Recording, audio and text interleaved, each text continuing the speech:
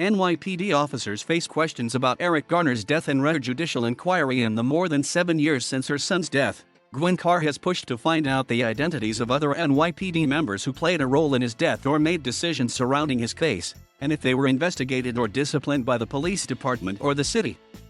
The petitioners have alleged that the investigations and discipline were totally insufficient, inadequate, and shrouded in secrecy and did not result in appropriate accountability, and will be exploring that throughout the hearing. Bragg said. New York Supreme Court Judge Erica Edwards reiterated that she will not be making decisions about charging anyone at the end of the inquiry, and that questioning will focus on the stop, the arrest, and use of force against Garner by officers other than Pontalio, the filing of official documents around his arrest, the leaking of his arrest history and medical conditions to journalists, as well as allegations Garner did not receive adequate medical care at the scene. It's not a big deal. The first witness, NYPD Lieutenant Christopher Bannon, testified that he met with officials at NYPD headquarters in Manhattan to address quality of life issues 4 months before Garner was killed in his precinct. An attorney for petitioners pulled up text messages between Bannon and an officer who was on scene when Garner was killed. He's most likely DOA. I'm just waiting for them to pronounce him. He has no pulse. One text to Bannon read, "Okay, keep me posted. I'm still here," Bannon wrote in one text. "Not a big deal. We were effecting a lawful arrest." Bannon testified that he feels any death is tragic and that he sent the text to the NYPD officer to put his mind at ease. "I've seen way too many people injure themselves, so this was more of a mindset to me, a common sense mindset to me, as far as trying to prevent them from going down that road and potentially injuring themselves," he said. Carr said she had seen the text message exchange at the NYPD disciplinary trial for Pontalio in 2019. "That was a real slap in the face. For you to say that there is not a big deal and my son laid dead on the ground," Carr said during a news conference Monday. "There was no sympathy, no empathy, it was just business as usual. Eric's life doesn't mean anything to him.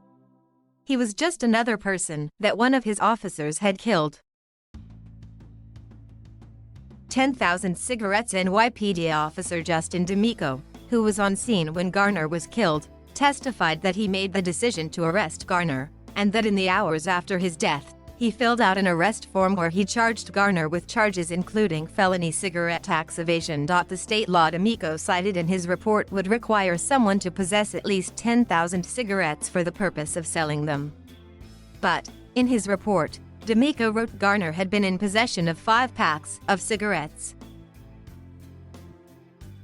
"If you knew that this was incorrect and it was wrong, then why did you continue to write down this charge on your paperwork as a felony?" Edwards, the judge, asked. "That I wrote down. It could just be a mistake," D'Amico said, adding later, "I never meant to misinform the reader by any means." D'Amico will continue to be questioned on Tuesday. One of the petitioners, Ju Hyun Kong, who leads Communities United for Police Reform, said she hopes the inquiry helps get more information about corruption at the highest levels of New York. "The bigger question is why didn't the mayor, in 7+ years, intervene at any point to say that, you know what, it is unacceptable that there is so much misconduct surrounding this case of the killing of Eric Garner, and I want every rock turned over. I want transparency on all of this and I want every officer held accountable," Kong said at a news conference. New York Mayor Bill de Blasio is not expected to be questioned in the inquiry, but he said during a news conference Monday that Garner's death continues to pain us. "There's been a lot that's been done to make sure it never happens again. Still a lot more to do.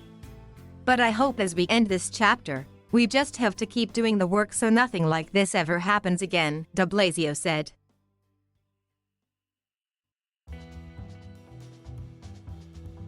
Thank you for watching. Please subscribe.